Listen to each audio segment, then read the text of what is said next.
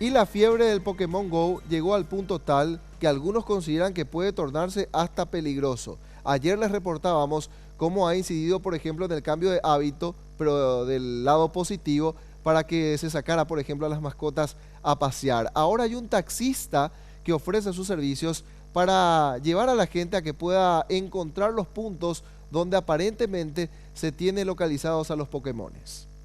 Taxi Seguro. Te llevo a buscar tus Pokémones por 130 pesos la primera hora y a partir de la segunda hora 100 pesos. Contrataciones al WhatsApp.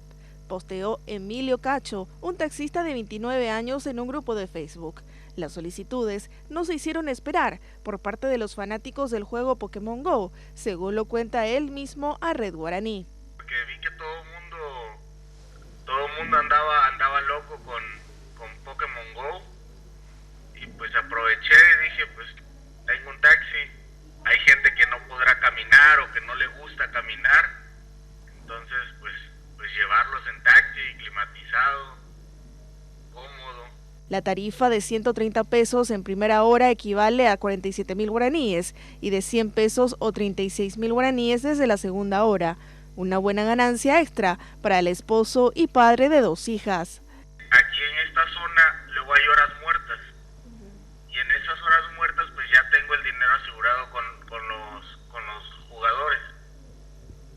Entonces pues sí me está resultando porque ya no ando batallando en andar buscando pasajes y así.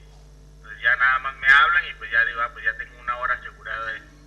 Emilio asegura que si bien en principio eran jóvenes adolescentes quienes solicitaban el servicio, se sumaron clientes de todas las edades, quienes dedican horas al juego. Al principio sí eran de entre 15 entre 13 y 16 años, pero ya ahorita ya veo que ya hay gente más grande, 20, 25, ponle que hasta 30, 2 horas y media.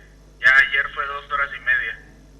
La particular iniciativa de Emilio se hizo conocida a nivel internacional y ya estaría siendo imitada por otros taxistas en diversos países ante la fiebre desatada por Pokémon GO.